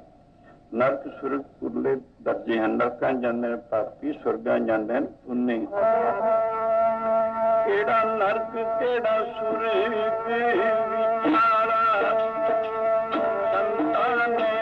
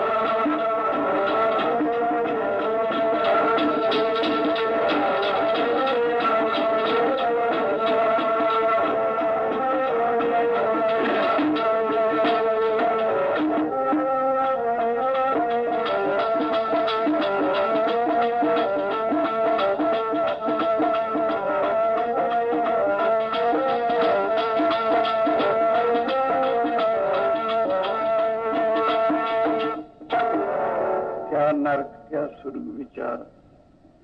संतन दोमे राधे हम काहों की कार न कटते अपने गुर प्रसादे। नरक सुर्ग, नरकां च जांदे ने पापी, सुरगां जांदे ने पुन्नी। पर भगतां दी गति इदों उच्ची है। इन दोनों नूं रद्दी कर दिता। प्रभु प्यारा ने एक दफा श्री रामचंद्र जी का दरबार लग्या। उस दे विच उन्हां दे वजीर मशीर हलकार भी बैठे, क्योंकि अयोध्या के राजा सन, विष्णु का अवतार भी सन, और ऋषि मुनि महात्मा भी बैठे हैं। सो रामचंद्र जी ने हसद्या देख के इनके गुरु विशिष्ट पूछने लगे, राम जी आप क्यों हसदे हो? हसन का की सबब है, की कारण है? वो कहने लगे, महाराज ये एक कीड़ा है जिसमें पिछलियां 2 टंगां टुटियां हुई, कंध उपर चढ़न की कोशिश करता है, गिर जाता, फिर कोशिश करता, फिर गिर जाता है। मैं इनू वेख के हसना। ये सुन के कहने लगे, पिछलियां 2 टंगां टुटियां हैं, ताकत नहीं हो टंगां विच, कंध ते किवें चढ़ सकता है, गिर जाता है, हसन का की कारण? कहने लगा, महाराज हसन का कारण तो यह है कि कीड़ा पहला 14 दस स्वर्ग का राजा इंद्र बन चुकिया है, हुण कीड़ा बनया होया, किसी विनाशी पदवी नूं प्राप्त ना होया। विनाशी पदवी उहनूं कहंदे ने जी तो कदे गिरना नहीं हुंदा, जी तो उच्ची पदवी कोई नहीं, जिस दे विच दुख का नाम निशान नहीं, उसनूं पदवी उत्कृष्ट पदवी यानी परम पदवी कहते। तो इस करके संतां नूं अवस्था प्राप्त हुई होने करके इसनूं कल पसंद करते हैं। खैरो विचार आओ ओ भाई, पाठ कर रहा है मन चित्त लगा के, गुरु जी सुन रहे हैं, सोचिया भी इन्हें चित्त भी संकल्प कोई नहीं उठाया। सहकाम भक्ति, निष्काम भक्ति, एकता भक्ति किसी इच्छा नूं रख के करनी है, कुछ मंगना है, एक दूसरे दर्जे विच अपना तन मन धन मैं मेरी सब कुछ उहदी भेट चाढ़ना है। दोनों च कितना फर्क है? दोनों च फर्क क्यों है? एक तो मंगता है कुछ न कुछ भक्ति करके, एक को मंगता कुछ नहीं, बल्कि तन मन धन मैं मेरी भी प्रभु की भेट चाढ़ दिंदा है। दोनों कितना फर्क तुसी अपने आप ही सोचो। ये एवं समझ लो कि भी ये मिसाल, एक कोई जिमीदार है, लैंडलॉर्ड है, ਉਹਦਾ लड़का भी फार्म विच काम करता है, ਉਹਦੇ नौकर भी काम करते हैं। ਜਿਹੜੇ नौकर हैं वो लैंदे तनख्वाह, काम भी वो भी उन्ना करते हैं, लेकिन वो लैंडलॉर्ड का ਜਿਹੜਾ लड़का है वो भी काम करता है, वो तनख्वाह नहीं लेंदा। क्यों? वो तनख्वाह ना लैन करके सिर्फ ਉਹਦਾ पुत्र है लैंडलॉर्ड का, वो ਉਹਦੀ प्रॉपर्टी का मालिक बनेगा। इसी तरह ਜਿਹੜੇ कुछ मंगते हैं वो नौकर भी नहीं, समझ लो भक्ति करके जिन्होंने तन मन धन जब तक पाठ पूजा मैं मेरी प्रभु की भेंट चाढ़ती, वो प्रभु के पुत्र हो गए। इन्ना फर्क है। इस करके ये गुरमुख अवस्था है, वो जी जिथे कुछ मंगना है वो अजे उर्ली अवस्था है। यूं करके ये सिख भाई गोपाल पाठ करेंगे पर चित भी संकल्प कोई ना उठाया। शासन निष्काम भक्ति का बहुत बड़ा दर्जा है। निष्काम पुरुष तो परमेश्वर भी डरता। किवें? जिवें एक कोई राजा है, दूसरी विलायत नूं जांदा है, उस दे कई रानियां हैं, वापसी का ख्याल समझ के उसने सबनों चिट्ठियां लिखियां भी ए देश दे विच आ कुछ आ चीज़ां चंगियां हैं, ਲਿਖ ਭੇਜੋ, ਜੋ ਕੁਝ ਮੰਗਵਾਉਣਾ ਹੈ ਕਿਸੇ ਨੇ ਉਹ ਅਸੀਂ ਲੈਂਦੇ ਆਵਾਂਗੇ, ਫਲਾਂ ਤਾਰੀਖ ਨੂੰ ਵਾਪਸ ਆ ਰਹੇ। ਕਿਸੇ ਰਾਣੀ ਨੇ ਕੁਛ ਲਿਖਤਾ, ਕਿਸੇ ਨੇ ਕੁਛ ਲਿਖਤਾ, ਲੇਕਿਨ ਜੋ ਪਟਰਾਣੀ ਸੀ ਉਸਨੇ ਕੁਛ ਨਹੀਂ ਲਿਖਿਆ। ਇੱਕ ਲਾਲ ਸਿਆਹੀ ਨਾਲ ਸੱਸਾ ਅੱਖਰ ਪਾ ਕੇ ਲਿਫਾਫੇ ਵਿੱਚ ਬੰਦ ਕਰਕੇ ਭੇਜ ਦਿੱਤਾ। ਸਭ ਦੀਆਂ ਚਿੱਠੀਆਂ ਪੜ੍ਹੀਆਂ ਰਾਜਾ ਨੇ, ਉਹਨਾਂ ਦੀਆਂ ਚੀਜ਼ਾਂ ਜਿਹੜੇ ਮੰਗਵਾਈਆਂ ਪੈਕ ਕਰਵਾ ਕੇ ਰੱਖ ਲੀਆਂ। ਲੇਕਿਨ ਪਟਰਾਣੀ ਦੀ ਚਿੱਠੀ ਪੜ੍ਹ ਕੇ ਉਸਦੇ ਚਿੱਤ ਵਿੱਚ ਪਹਿਲਾਂ ਬੜਾ ਗੁੱਸਾ ਆਇਆ ਵੀ ਕੀ ਕੀਤਾ ਇਹਨੇ, ਮੈਨੂੰ ਮਖੌਲ ਕੀਤਾ। ਪਰ ਫਿਰ ਸੋਚਦਾ ਹੈ ਵੀ ਪਟਰਾਣੀ ਬੜੀ ਸੁਸ਼ੀਲਾ, ਪਰਮਾਤਮਾ, ਤਤਬਰਤਾ, ਕਦੇ ਸੁਪਨੇ ਵਿੱਚ ਵੀ ਮਖੌਲ ਕਰਨ ਵਾਲੀ ਇਹ ਨਹੀਂ ਹੋ ਸਕਦਾ। ਵਜ਼ੀਰ ਨੂੰ ਬੁਲਾਇਆ, ਵਜ਼ੀਰ ਨੂੰ ਕਹਿਣ ਲੱਗਾ ਇਹਦਾ ਮਤਲਬ ਹੱਲ ਕਰੋ ਕਿਆ। ਵਜ਼ੀਰ ਬੜਾ ਸਿਆਣਾ ਸੀ, ਕਹਿੰਦਾ ਸਰਕਾਰ ਮੈਂ ਰਾਤ ਨੂੰ ਸੋਚਾਂਗਾ। ਰਾਤ ਦੇ ਵੇਲੇ ਉਸਨੇ ਸੋਚਿਆ ਵੀ ਪਟਰਾਣੀ ਬੜੀ ਸੁਸ਼ੀਲਾ, ਪਰਮਾਤਮਾ, ਤਤਬਰਤਾ, ਕਦੇ ਵੀ ਰਾਜਾ ਨੂੰ ਸੁਪਨੇ ਵਿੱਚ ਮਖੌਲ ਕਰਨ ਦੀ ਉਹਦੀ ਆਦਤ ਨਹੀਂ ਹੈ। ਇਹ ਕੈਸੇ ਹੋ ਸਕਦਾ ਹੈ ਉਸਨੂੰ ਮਖੌਲ ਕਰੇ। ਫਿਰ ਉਸਨੇ ਲਾਲ ਸਿਆਹੀ ਨਾਲ ਸੱਸਾ ਲਿਖਿਆ ਸੀ, ਇਹ ਮਤਲਬ ਕੱਢਿਆ ਲਾਲ ਸਾ। ਦੂਸਰੇ ਦਿਨ ਆ ਕੇ ਕਹਿਣਾ ਸਰਕਾਰ ਪਟਰਾਣੀ ਦਾ ਭਾਵ ਤਾਂ ਇਹ ਹੈ ਮੈਨੂੰ ਕੁਛ ਨਹੀਂ ਚਾਹੀਦਾ, ਮੈਨੂੰ ਤਾਂ ਆਪਦੇ ਦਰਸ਼ਨ ਦੀ ਹੀ ਲਾਲਸਾ ਹੈ। ਰਾਜਾ ਇਹ ਸੁਣ ਕੇ ਬਹੁਤ ਖੁਸ਼ ਹੋਇਆ, ਵਾਕਈ ਭਾਵ ਵੀ ਉਹਦਾ ਇਹੀ ਕੁਛ ਸੀ। ਇਸ ਅਵਸਥਾ ਨੂੰ ਇਉਂ ਦੱਸਿਆ ਨਾ, ਜੀ ਮੈਂ ਰਾਜ ਮੁਕਤ ਨਹੀਂ ਮੰਗਦਾ ਪ੍ਰੀਤੀ ਤੇਰੇ ਚਰਨਾਂ ਦੀ, ਜੀ ਮੈਂ ਰਾਜ ਮੁਕਤ ਨਹੀਂ ਮੰਗਦਾ ਪ੍ਰੀਤੀ ਤੇਰੇ ਚਰਨਾਂ ਦੀ।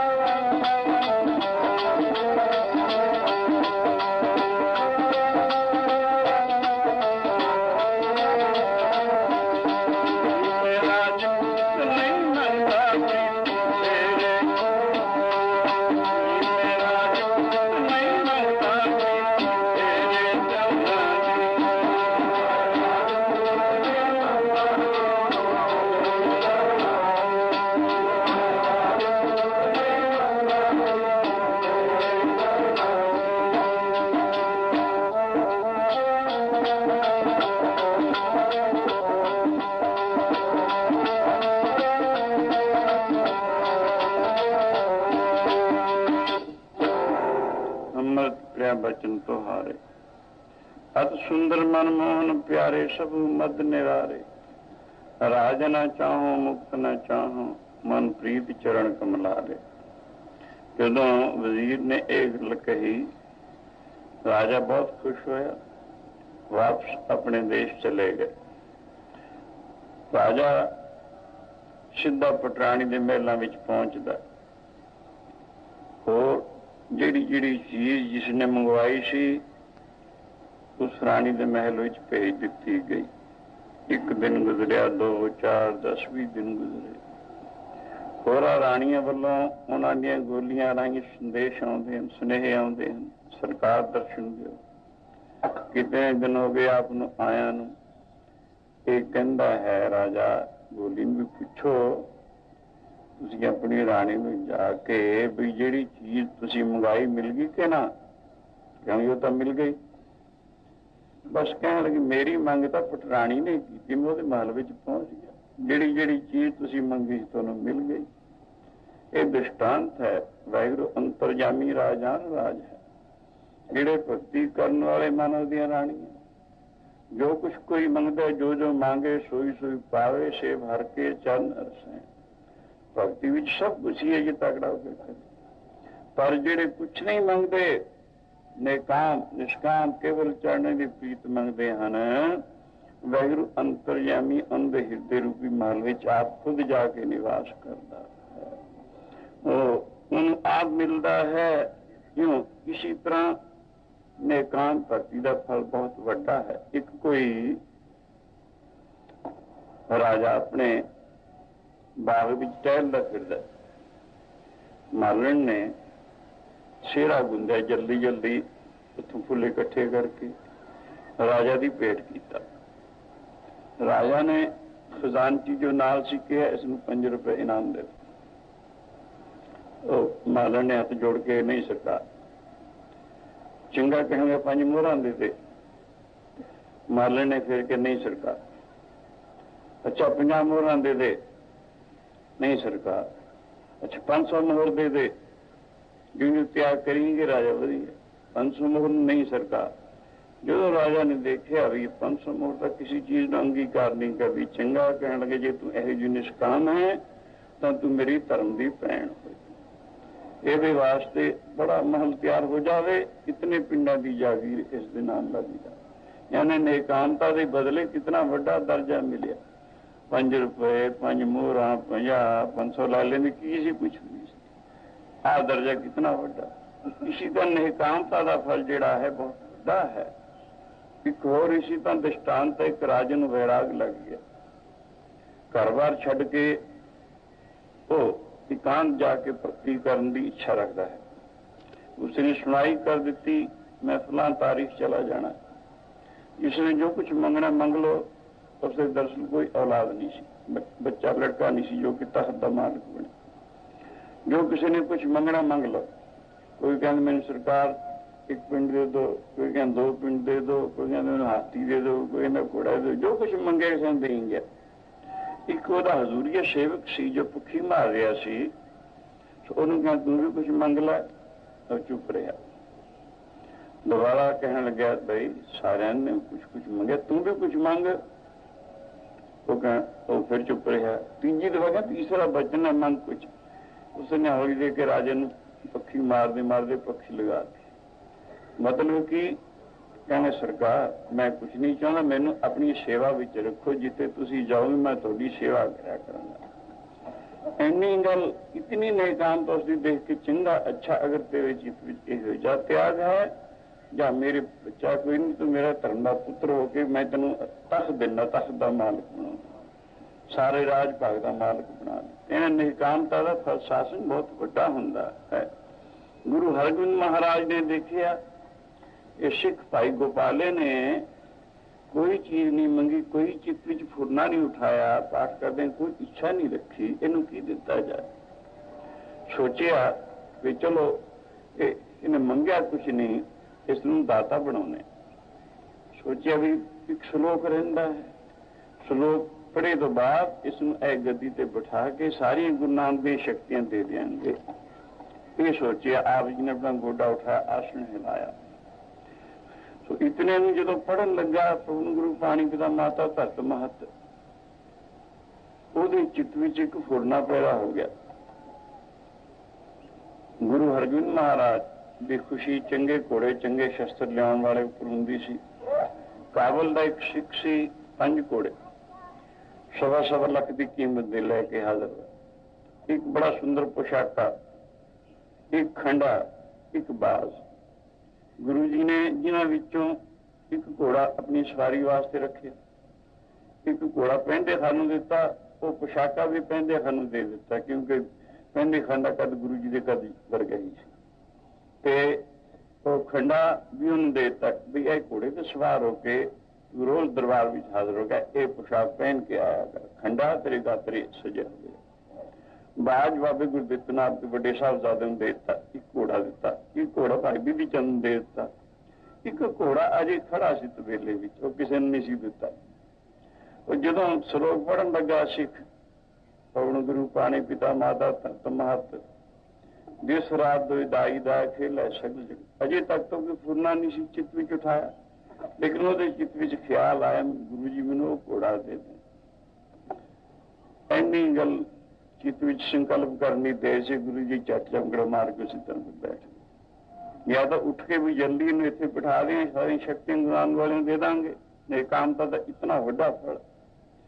ਅਖੀਰ ਜਿਹੜਾ ਜਿੰਨੀ ਨਾਮ ਤੇ ਆ ਗਏ ਮਸ਼ਕਤ ਕਾਲ, ਨਾਨਕ ਤੇ ਮੁਖ ਉਜਲੇ ਖੇਤੀ ਛੁੱਟੀ ਨਾ। ਇਹ ਪੜਿਆ ਗੁਰੂ ਜੀ ਮੁਸਕਰਾ ਕੇ ਕਹਿਣਗੇ ਭਾਈ ਉਹ ਘੋੜਾ ਜਿਹੜਾ ਖੜਾ ਤੇਰੇ ਵਿੱਚ 5ਵਾਂ ਘੋੜਾ ਜਿਹੜਾ ਕਾਬਲ ਤੋਂ ਸਿੱਖ ਲਿਆ ਸੀ, ਜ਼ਮੀਨ ਕਸ ਕੇ ਲਿਆ ਦੇ ਸੀ, ਮੈਂ ਤੇ ਉਸ ਨੂੰ ਬਹੁਤ ਵੱਡੀ ਦਾਤ ਦੇਣ ਲੱਗਾ ਸੀ, ਪਰ ਜਿਤਨੀ ਦੇਰ ਤੱਕ ਇਹ ਨਿਹਕਾਮ ਸੀ ਉਹਨਾਂ ਨੇ ਚੁੰਕੇ ਫੁਰਨਾ ਉਠਾ ਲਿਆ। ਉਹ ਮੰਗਲੀ ਚ ਉਹ ਵੀ ਸਵਾ ਲੱਗਦਾ ਬੜੀ ਚੰਗੀ ਹੈ।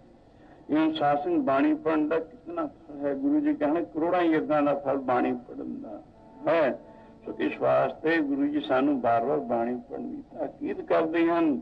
ਇਹ ਵਿੱਚ ਭੂ ਮੁਖ ਦੋਵੇਂ ਹਨ। ਗੁਰਬਾਣੀ ਗੁਰਬਾਣੀ ਗਾਵੋ, ਗੁਰਬਾਣੀ ਗੁਰਬਾਣੀ ਗੁਰਬਾਣੀ ਗਾਵੋ,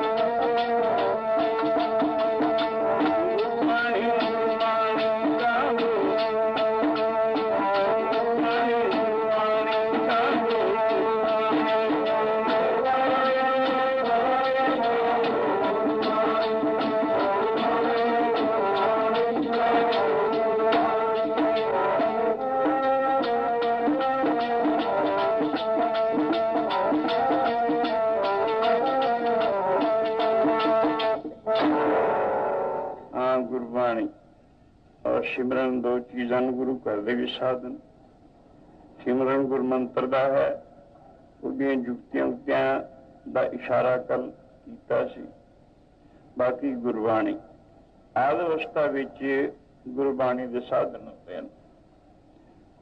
ਗੁਰੂ ਘਰ ਦੇ ਵਿੱਚ ਗੁਰਸਿੱਖਾਂ ਮਹਾਂਪੁਰਖਾਂ ਨੇ ਵੱਡੇ ਵੱਡੇ ਬਾਣੀ ਦੇ ਸਾਧਨ ਕੀਤੇ। ਕਈ ਸੌ ਪਾਠ ਜਪੀ ਸਾਹਿਬ ਦਾ, 25 ਪਾਠ ਸੁਖਮਨੀ ਸਾਹਿਬ ਦੇ ਰੋਜ਼ਾਨਾ ਬੜੀ ਦੇਰ ਤੱਕ ਕਰਨੇ। ਇਹਦੇ ਨਾਲ ਬਿਰਤੀ ਅਤੀ ਸੂਖਮ ਹੋ ਜਾਂਦੀ ਹੈ, ਮਨ ਦੀਆਂ ਅੜਵਾਈਆਂ ਨਿਕਲ ਜਾਂਦੀਆਂ। ਜਿਵੇਂ ਘੋੜਾ ਅੜਬ ਹੋਵੇ, ਸਵਾਰ ਉਹਨੂੰ ਚੱਕਰ ਪਾਉਂਦਾ, ਚੱਕਰ ਪਾਏਗਾ ਉਹਦੀ ਅੜਵਾਈ ਨਿਕਲਦੀ ਨਹੀਂ। ਸਿੱਧਾ ਘੋੜੇ ਨੂੰ ਉਠਾਓ, ਉਹਦੀ ਅੜਵਾਈ ਨਹੀਂ ਨਿਕਲੇਗੀ। ਉਹ ਲਗਾਮ ਨੂੰ ਦੰਦਾਂ ਹੇਠਾਂ ਦਬਾ ਲਏਗਾ, ਲੇਕਿਨ ਜੋ ਚੱਕਰ ਪਾਏਗਾ ਸਵਾਰ, ਫਿਰ ਉਹਦੀ ਅੜਵਾਈ ਖਤਮ ਹੋ ਜਾਂਦੀ। ਗੁਰਬਾਣੀ ਦੇ ਪਾਠ ਬਾਰ-ਬਾਰ ਕਰਨੇ ਇਤਨੇ ਜ਼ਿਆਦਾ ਤਾਂ ਕੋਈ ਵੀ ਮਨ ਦੀ ਅੜਵਾਈ ਨਿਕਲ ਜਾਂਦੀ ਹੈ। ਇਹ ਹੌਲੀ ਹੌਲੀ ਸ਼ੁੱਧ ਹੋ ਜਾਂਦਾ ਹੈ। ਤੇ ਸਿਮਰਨ ਦੇ ਯੋਗ ਸਿਮਰਨ ਇੱਕ ਅੱਖਰ ਹੈ, ਇੱਕ ਅੱਖਰ ਹਰ ਮਨ ਵਾਸਤੇ ਨਾਨਕ। ਇਹ ਇसी ਸਿਮਰਨ ਦਾ ਅਧਿਕਾਰੀ ਹੋ ਜਾਂਦਾ ਹੈ। ਸਵਾਸ ਸਵਾਸ ਸਿਮਰਨ ਸੌਖਾ ਹੋ ਜਾਂਦਾ ਹੈ। ਪਰਾ ਬਾਣੀ ਬਿਰਤੀ ਟਿਕਾ ਲੋ ਹਿਰਦੇ ਮੱਧਮਾ ਬਾਣੀ ਵਿੱਚ ਕੱਲ ਜਿਹੜੀਆਂ ਅਰਜ਼ਾਂ ਕੀਤੀਆਂ ਸੀਆਂ ਉਹ ਸਾਰੀਆਂ ਇਸ ਦੇ ਹੌਲੀ ਹੌਲੀ ਸਿਮਰਨ ਦੇ ਆਸਰੇ ਘਟ ਜਾਂਦੀਆਂ। ਇਸ ਕਰਕੇ ਗੁਰੂ ਘਰ ਦੇ ਵਿੱਚ ਬਾਣੀ ਔਰ ਨਾਮ ਇਹ ਦੋ ਸਾਧਨ ਹਨ ਜਿਹੜੇ ਦੇ ਜੀਵਨ ਨੂੰ ਸੁਖਦਾਈ ਬਣਾਉਣ ਵਾਲੇ ਔਰ ਕਲਿਆਣਦਾਇਕ। ਇਸ ਸੁਰਗੁਣ ਦੁਨੀਆ ਚਾਹੁੰਦੀ ਹੈ, ਬਲਕਿ ਇਹਦੇ ਆਸਰੇ ਦੁਨੀਆ ਤੇ ਸੁਰਗ ਨੂੰ ਨੀਚੇ ਲੈ ਆਉਂਦੇ ਨੇ। ਯਾਨੀ ਉਹਦਾ ਮਨ ਪੂਰਾ ਸ਼ਾਂਤ ਰੂਪ ਹੋ ਜਾਂਦਾ ਹੈ। ਉਹਦੀ ਦ੍ਰਿਸ਼ਟੀ ਵੀ ਇਹ ਜਗਤ ਹਰ ਕਾ ਰੂਪ ਬੈਕੁੰਠ ਰੂਪ ਹੋ ਜਾਂਦਾ ਹੈ। ਇਸ ਕਰਕੇ ਗੁਰਮਤਿ ਸਾਨੂੰ ਦੱਸਦੀ ਹੈ ਸਾਰੀਆਂ ਨਦੀਆਂ ਉਹਨਾਂ ਵਾਸਤੇ ਗੰਗਾ ਰੂਪ ਹੋ ਜਾਂਦੀਆਂ ਹਨ। ਸਾਰੇ ਦਰਖਤ ਉਹਨਾਂ ਵਾਸਤੇ ਕਲਪ ਬਿਰਛ ਹੋ ਜਾਂਦੇ ਹਨ। ਜਿਹੜੇ ਐਸੇ ਅਭਿਆਸੀ ਜਿਨ੍ਹਾਂ ਦੇ ਮਨ ਪ੍ਰਭੂ ਦੇ ਨਾਮ ਦੀ ਲੀਨ ਹੋ ਕੇ ਸ਼ਾਂਤ ਚਿੱਤ ਹੋ ਗਿਆ ਹੈ, ਜਿਹਨਾਂ ਨੂੰ ਸੰਤੁਸ਼ਟੀ ਪ੍ਰਾਪਤ ਹੋ ਗਈ ਹੈ, ਸੋ ਉਹ ਸਾਰੇ ਮਨੁੱਖ ਉਹਨਾਂ ਦੇ ਪਾਦੇ ਦੇਵਤਾ ਬਣ ਜਾਂਦੇ ਹਨ। ਉਹ ਬੈਕੁੰਠ ਦੀ ਇੱਛਾ ਉਹਨਾਂ ਦੇ ਚਿੱਤ ਵਿੱਚੋਂ ਖਤਮ ਹੋ ਜਾਂਦੀ ਹੈ, ਬਲਕਿ ਆਹੀ ਸਭ ਕੁਝ ਬੈਕੁੰਠ ਬਣ ਜਾਂਦਾ ਹੈ। ਇਸ ਕਰਕੇ ਆਓ ਬਾਣੀ ਵਿੱਚ ਨਾਮ ਵਿੱਚ ਗੁਰੂ ਜੀ ਨੇ ਕਲਯੁਗ ਦੇ ਵਿੱਚ ਅੱਜ ਤੋਂ 500 ਸਾਲ ਪਹਿਲੇ ਅਵਤਾਰ ਧਾਰ ਕੇ ਸਾਨੂੰ ਬਾਣੀ ਤੇ ਨਾਮ ਇਹ ਚੀਜ਼ਾਂ ਦਿੱਤੀਆਂ ਜਿਹਦੇ ਆਸਰੇ ਉਹ ਸਭ ਕੁਝ ਹੀ ਪ੍ਰਾਪਤ ਕਰ ਸਕਦਾ ਹੈ। ਕਰੋੜਾਂ ਯੱਗਾਂ ਦਾ ਫਲ ਇਹ ਤਾਂ ਮਾਮੂਲੀ ਗੱਲਾਂ ਹਨ। ਜੋ ਸਭ ਤੋਂ ਉਤਕ੍ਰਿਸ਼ਟ ਪਦਵੀ ਅਮਰ ਪਦਵੀ ਹੈ ਉਹ ਵੀ ਇਹਦੇ ਆਸਰੇ ਇਹਨੂੰ ਪ੍ਰਾਪਤ ਹੋ ਜਾਂਦੀ ਹੈ। ਤਾਂ ਤੇ ਆਪਣੇ ਸਮੇਂ ਨੂੰ ਜਨਮ ਨੂੰ ਸਫਲ ਕਰਨਾ ਚਾਹੀਦਾ ਹੈ। ਹੁਣ ਸਮੇਂ ਦੀ ਪਾਬੰਦੀ ਲਾਜ਼ਮੀ ਚੀਜ਼ ਹੈ। ਮੈਨੂੰ ਤਕਰੀਬਨ 50 ਸਾਲ ਤੋਂ ਸੁਭਾਅ ਬਣਿਆ ਹੋਇਆ ਹੈ ਸਮੇਂ ਦੀ ਪਾਬੰਦੀ ਦਾ। ਅਫਰੀਕਾ ਨੈਰੋਬੀ ਮੈਨੂੰ ਕਿਹਾ ਨਹੀਂ ਹੁਣ ਦਿਲ ਲੱਗਣਾ, ਜਦੋਂ ਲੱਗਦਾ ਤੁਸੀਂ ਹਟ ਜਾਂਦੇ ਹੋ। ਮੈਂ ਵੀ ਇਹ ਤਾਂ ਰੋਜ਼ ਦਾ ਰੋਜ਼ ਤਾਂ ਐਵੇਂ ਚੱਲੇਗਾ। ਜੇ ਕਿਤੇ ਕਿਤੇ ਕਰਨਾ ਫਿਰ ਤਾਂ ਚਲੋ ਉਹ ਵੀ ਕਰਦੇ ਰਹੇ। ਸਹੀ ਰਾਤ ਵੀ ਪਹਿਲਾਂ 6-6 ਘੰਟੇ ਦਾ ਕੀਰਤਨ ਦਾ, ਫਿਰ 4-4 ਘੰਟੇ ਦਾ ਰਿਹਾ, ਫਿਰ 3-3 ਘੰਟੇ ਦਾ। ਪੁਰਾਣੀ ਗੱਡੀ ਹੋਈ ਹੈ, 70 ਸਾਲ ਦੀ ਉਮਰ ਹੈ, ਰੋਜ਼ਾਨਾ ਫਿਰ ਤਾਂ ਨਹੀਂ ਵੀ ਜਾਵੇ ਥੋੜਾ। ਇਸ ਕਰਕੇ ਵਕਤ ਦੀ ਪਾਬੰਦੀ। ਪਿੱਛੇ ਇੰਗਲੈਂਡ ਵਿੱਚ ਜਾਣ ਦਾ ਮੌਕਾ ਹੋਇਆ, ਉੱਥੇ ਵੀ ਐਵੇਂ ਸੀ। ਇਉਂ ਕਰਕੇ ਦਿਲ ਲੱਗਦਾ ਜਦੋਂ ਪ੍ਰੇਮੀ ਦਾ ਸਰੋਤ ਦਾ ਉੱਠਣ ਨੂੰ ਜੀ ਨਹੀਂ ਕਰਦਾ। ਪਰ ਸਾਧ ਸੰਗਤ ਰੋਜ਼ਾਨਾ ਇਤਨਾ ਹੀ ਹੈ, ਸੁਣ ਕੇ ਇਸਨੂੰ ਬਸ ਮਨ ਵਿੱਚ ਧਾਰਨ ਕਰਕੇ ਇੱਥੋਂ ਬਿਰਤੀ ਸ਼ਬਦ ਨਾਲ ਜੋੜ ਕੇ ਤੁਰੇ ਚਲੇ ਜਾਓ। ਇਉਂ ਰਾਤ ਸ਼ਾਂਤ ਨਾਲ ਗੁਜ਼ਰਦੀ ਹੈ। ਇਸੀ ਤਰ੍ਹਾਂ ਆਪਣੇ ਜੀਵਨ ਨੂੰ ਉੱਚਾ ਕਰਦੇ ਚਲੇ ਜਾਓ। ਹੁਣ ਗੱਜ ਵੱਜ ਕੇ ਗੁਰੂ ਸਤੋਤਰ ਵਿੱਚ ਬੋਲੋ, ਇਸੀ ਤਰ੍ਹਾਂ ਸਜੇ ਰਹੋ। ਉਸ ਤੋਂ ਬਾਅਦ ਇੱਕ ਤੁਹਾਨੂੰ ਕਿ ਅਰਦਾਸ ਵਿੱਚ ਜੁੜਨਾ, ਫਿਰ ਉਸ ਤੋਂ ਬਾਅਦ ਤੁਹਾਨੂੰ ਤੁਹਾਡੇ ਬੱਸਾਂ ਵਗੈਰਾ ਦਾ ਸਾਰਾ ਪ੍ਰੋਗਰਾਮ ਦੱਸਿਆ ਜਾਏਗਾ, ਨੰਬਰ ਦੱਸੇ ਜਾਣਗੇ। ਫਿਰ ਹੁਕਮਨਾਮਾ ਗੁਰੂ ਮਹਾਰਾਜ ਸੁਣ ਕੇ ਫਿਰ ਚਾਲੇ ਪਾਉਣ ਦੀ ਖੇਚਲ ਕਰੀ। ਧੰਨ ਹੈ ਧੰਨ ਹੈ ਧੰਨ ਹੈ ਗੁਰੂ ਨਾਨਕ ਸਾਹਿਬ, ਧੰਨ ਹੈ